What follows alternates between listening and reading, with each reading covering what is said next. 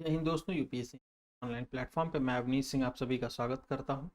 तो जो हमारा अगला चैप्टर है वो दिल्ली सल्तनत की लिटरेचर वाले पोर्शन इससे है। लिटरेचर वाले पोर्शन से है और कुछ कुछ जो है मिसलेनियस पार्ट भी इसमें कवर, राइट। तो लगभग लगभग आपका दिल्ली सल्तनत जो है वो समाप्त हो जाएगा आज। ठीक। तो आप लोग से निवेदन है कि आप लोग प्रश्न जरूर लगाते रहिए। इस चैप्टर से संबंधित आप लोग जो है प्रश्न जरूर लगाइए। प्रश्न नहीं लगाएंगे तो फिर कोई मतलब नहीं रहे। ठीक। तो पढ़ने के बाद चैप्टर उठाइए और क्वेश्चन लगा जाइए। और यार, पीडीएफ मांगते हैं, ठीक है, पीडीएफ मिल जाएगा, पीडीएफ मिल जाएगा। लेकिन यार एक बार हाथ से लिख दोगे तो कम से कम एटलीस्ट याद तो हो जाएगा। एटलीस्ट आपको याद तो हो जाएगा। अब आप एक बात बताइए कि जो इसको एक बार पढ़ रहा है, फिर लिख रहा है, फिर टाइप कर रहा है, ठीक, उसके मुकाबले आप सोच रहे हैं बस वीडियो देख करके आपका सिलेक्शन हो जाएगा। यार बहुत मेहनती लोग दुनिया में पड़े हुए हैं, सही बता रहा हूँ, धोखा मत दो अपने आप को। बहुत मेहनती लोग पड़े हुए हैं, ठीक।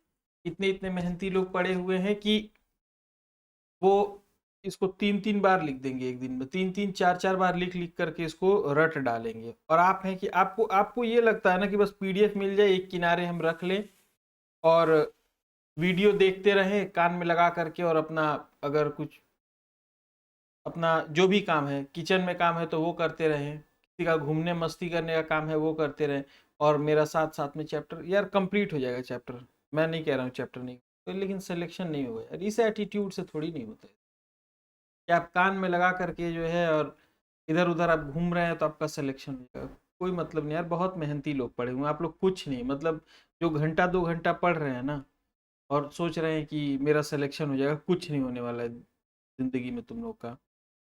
जब तक सिंसियरली 8 घंटे 10 घंटे मेहनत नहीं करोगे ना, 8 से 10 घंटे मेहनत नहीं करोगे, और ये लोग करते हैं, अगर भ्रम में हो ना कि नहीं करते हैं लोग, तो करते हैं लोग, इतना तो करते हैं। मैं ये नहीं कह रहा हूँ 16 घंटे 18 घंटे, लेकिन 8 10 घंटे लोग मेहनत करते हैं लोग।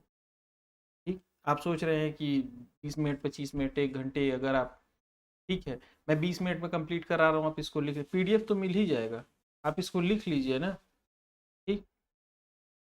और लिखने के बाद उसको याद भी करिए, क्वेश्चन भी सॉल्व करिए। जब सब कुछ करेंगे तब जा करके आपका सिलेक्शन।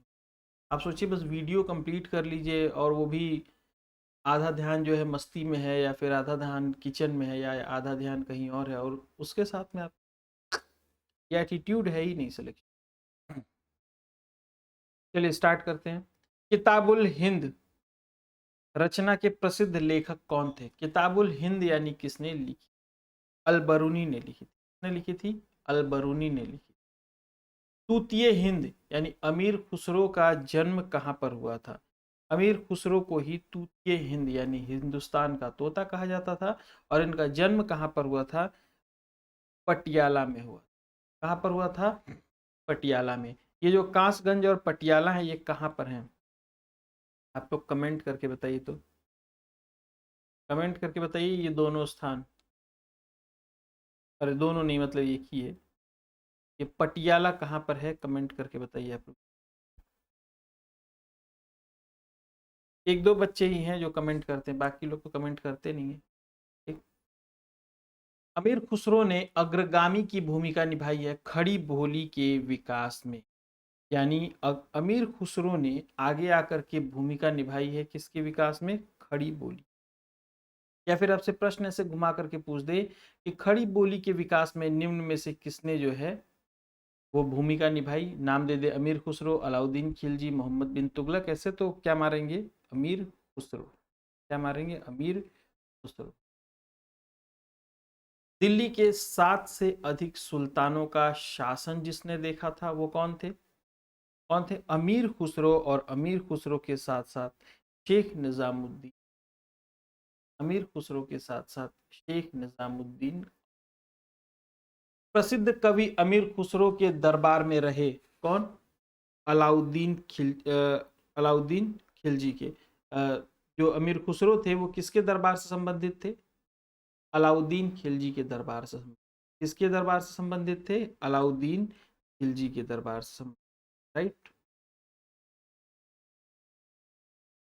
कवि इतिहास, ये जो अमीर खुसरो थे, अमीर खुसरो थे वो कवि भी थे, इतिहासकार भी थे और संगीतज्ञ भी थे।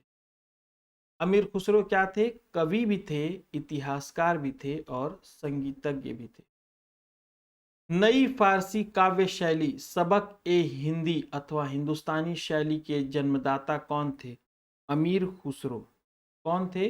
अमीर खुसरो। हिंदी और फारसी दोनों भाषाओं के विद्वान थे। कौन? दोनों भाषाओं के विद्वान थे अमीर खुसरो। अमीर खुसरो जो है वो दोनों भाषाओं के विद्वान थे, हिंदी के भी और फारसी के। हिंदू देवी देवताओं तथा मुस्लिम संतों की प्रशंसा में रचित गीतों का संग्रह किताब ए नौरस के रूप में किया किसने? इब्राहिम आदिल शाह द्वितीय। इब्राहिम आदिल शाह द्वितीय किस डायनेस्टी के रूलर थे बताइए? किस डायनेस्टी के रूलर थे इब्राहिम आदिल शाह द्वितीय?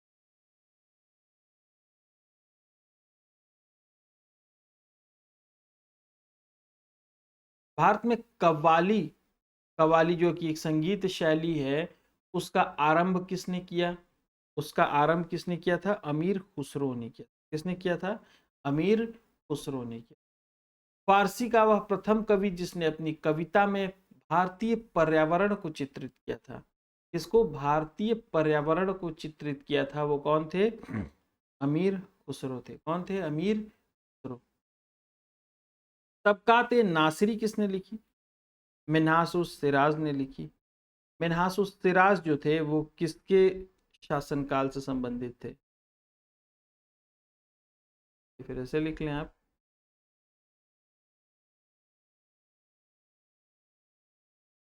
मिन्हास उस सिराज किसके शासनकाल से संबंधित थे बताइए?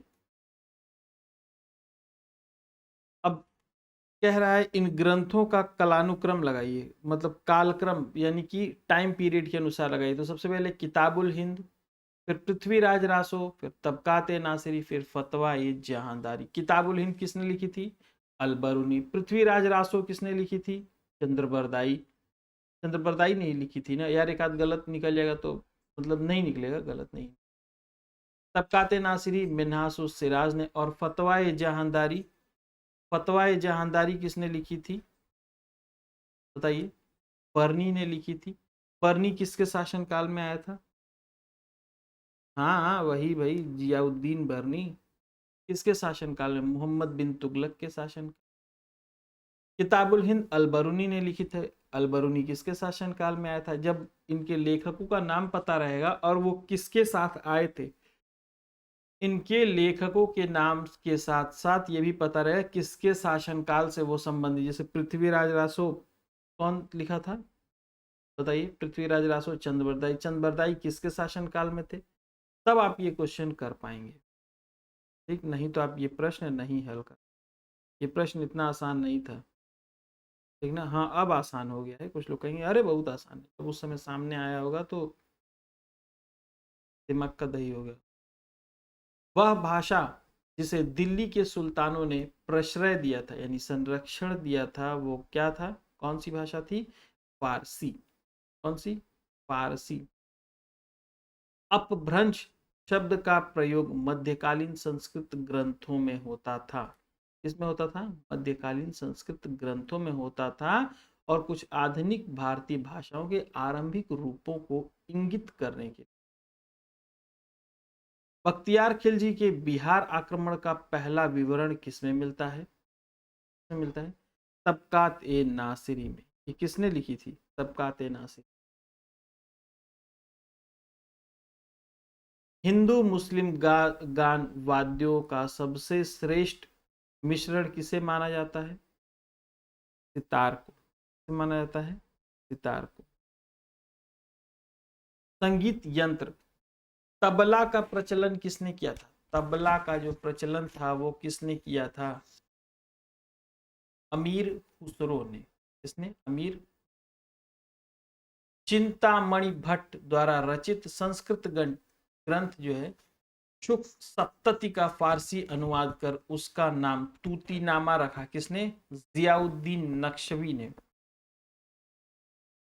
कौन थे ये जियाउद्दीन नक्शवी? कौन थे बताइए, कमेंट करके बताइए, जियाउद्दीन नक्शवी कौन थे?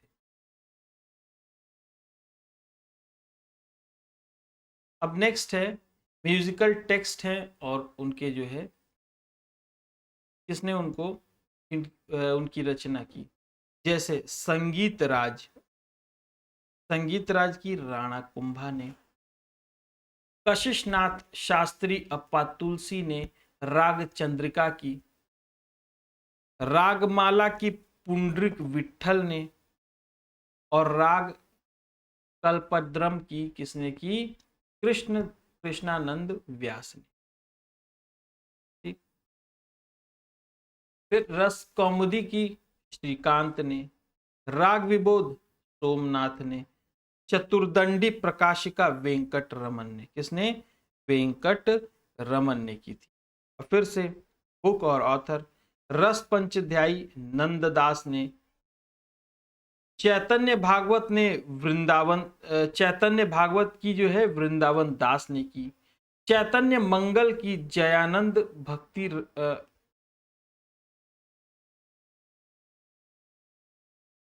रुकिए मैं हाईलाइट कर लूं इसको, वरना रस पंचध्यायी, चैतन्य भागवत, चैतन्य मंगल और भक्ति रत्नाकर। ठीक, ये चार है। तो रस पंचध्यायी की नंददास ने, चैतन्य भागवत की वृंदावन ने, चैतन्य मंगल की जयानंद ने और भक्ति रत्नाकर की इसने नरहरि ने की। तो दिल्ली सुल्तान हु रोट हिज मेमोयर्स, यानी जितने अपना संस्करण खुद लिखा, वो कौन था? फिरोज शाह तुगलक था। कौन था? फिरोज शाह तुगलक। मिरात ए सिकंदरी में के संबंध में कुछ वर्णन दिया हुआ है कि मिरात ए सिकंदरी में गुजरात के सुल्तान महमूद बेगड़ा के राज्य की सुख समृद्धि का वर्णन है। इसमें व्यापारिक मार्गों की सुरक्षा के लिए उचित प्रबंधन है। ठीक, चलिए अब दिल्ली सल्तनत का कुछ विविध वाला पोर्शन देख लीजिए। भारत में पोलो खेलों का प्रचलन, पोलो नामक खेल का प्रचलन किसने किया था? तुर्कों ने किया था। किसने किया था? तुर्कों ने किया था। दस्तरबंदान कहलाते थे। कौन लोग दस्तरबंदान कहलाते थे? उलेमा। कौन लोग? उलेमा। दिल्ली सल्तनत का वह सुल्तान जिसके शासनकाल में शाही महलों में हिंदू देवी देवताओं की पूजा होती थी, कौन था? नसीरुद्दीन खुसरो शाह। कौन था नसीरुद्दीन खुसरो शाह? बताइए आप लोग। अब यात्री और उनके देश। मार्को पोलो कहां से आया था? इटली से। अब्दुल रजाक ईरान से। नूनीज पुर्तगाल से। ठीक। अब सुल्तान और राज्य। बहादुर शाह कहां से संबंधित थे? गुजरात से। चांद बीबी बीजापुर से। रजिया सुल्तान दिल्ली से। और बाज बहादुर कहां संबंधित थे? मालवा से संबंधित। अब सैयद वंश के सुल्तानों का सही कालक्रम है क्या है? खिज्र खान सबसे पहले, फिर उसके बाद मुबारक शाह, फिर मोहम्मद शाह, फिर अलाउद्दीन आलम शाह। इसको तो लिख करके रट डालिए वरना ये क्रम भूल जाएगा। अब यात्रियों के भारत आगमन का अनुक्रम, यानी वही क्रोनोलॉजी। सबसे पहले अलबरूनी आया। किसके साथ आया? अलबरूनी गजनवी के साथ। इब्न बतूता एमबीटी के समय में आया था। मोहम्मद बिन तुगलक के समय में आया था। ट्रेवेनियर और मनुकी किसके किसके समय काल में आए थे? बताइए, कमेंट करके बताइए। भारतीय इतिहास के संदर्भ में कुलाह दास कौन कहलाते थे? सैयद वंश के लोग कुलाह दास कहलाते थे। चुंबकीय दिशा सूचक का भारतीय महासागरों में प्रयोग की प्रारंभिक जानकारी जिसने दी थी वो कौन था? सदरुद्दीन मोहम्मद औफी। सदरुद्दीन मोहम्मद औफी। अब लेखक और ग्रंथ। अमुक्त माल्यद किसने लिखी थी? कृष्णदेव राय ने। मत्त विलास प्रहसन महेंद्र वर्मन। सम्रांगण सूत्राधार भोजदेव ने। और मनसोल्लास सोमेश्वर ने। मनसोल्लास किसने लिखी थी? सोमेश्वर ने। सही कालानुक्रम का फिर से दे दिया, कालक्रम लगाने के लिए बहुत दे रहा है इस चैप्टर में। ठीक, तो आप लोग ठीक से याद रखिएगा कि क्योंकि कालक्रम पूछेगा इसमें, राइट। कुतुब मीनार का निर्माण सबसे पहले किसने कराया था बताइए? कुतुब मीनार का निर्माण कुतुबुद्दीन ऐबक ने शुरू कराया था। उसके बाद ही तो फिरोज शाह तुगलक आया होगा। फिर उसके बाद पुर्तगालियों का भारत में आगमन, फिर विजयनगर, ये दोनों ध्यान रखिए इनका टाइम पीरियड, ठीक है। घटनाएं और उनका सही कालक्रम, तराइन का द्वितीय युद्ध, फिर जलालुद्दीन खिलजी की हत्या। तराइन का द्वितीय युद्ध कब होता है बताइए, डेट बताइए इसका। फिर उसके बाद अफगान पूर्व षड्यंत्र, फिर मोहम्मद बिन तुगलक द्वारा राजधानी परिवर्तन। ठीक, सती प्रथा, बाल विवाह तथा जौहर प्रथा में से वह प्रथा जिसकी शुरुआत राजपूतों के समय में हुई, कौन सी प्रथा थी? जौहर प्रथा। कौन सी प्रथा? जौहर प्रथा। प्लासी का युद्ध 1757, ये बहुत आसान है। कलिंग का युद्ध 261 ईसा पूर्व। हल्दी घाटी 1576 में। तराइन का द्वितीय युद्ध 1192। चंदावर का युद्ध 1194। तैमूर का आक्रमण 1398। तालीकोटा का युद्ध 1565 और घाघरा का युद्ध 1529। ये डेट आप लोग एकदम रट डालें, एग्जाम में क्रोनोलॉजी लगाने के लिए आ सकता है और आता ही है क्रोनोलॉजी लगाने के लिए। ठीक, इसके बाद आप जाइए बुक खोलिए और बुक के क्वेश्चंस सॉल्व कर डालिए। बिना प्रश्न हल किए आपका बेड़ा पार नहीं, राइट। प्रश्न तो हल करना ही पड़ेगा, तो प्रश्न हल करिए। प्रश्न हल करने में कोई समस्या है तो वो बताइए आप लोग कमेंट में। और यार कोई लोग बोलते हो यार पेन का कलर चेंज कर लो, कोई बोलते हो यार कुछ, अभी बताओ पेन का कलर मैं क्या कर दूं चेंज? ये कर दूं? ये अच्छा लगे? फिर बोलोगे आपकी सर आंख में मेरे चुभ रहा है, सर मेरे आंख में चुभ रहा है, ये देख लो ये भी तुम्हारे आंख में चुभेगा। तो यार सोच समझ करके कुछ डिसाइड किया गया है। अब किसी को पीला चुभेगा, किसी को, तो अब ऐसा अभी एआई आया नहीं है कि मैं उस पर लिख दूं कि जिसको जैसा कलर पसंद हो वैसा पेन का कलर बन जाए।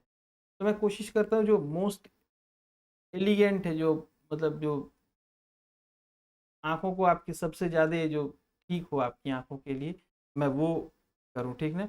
यार मतलब पेन का कलर नहीं बर्दाश्त कर पा रहे हो यार आप लोग, क्या आदमी हो।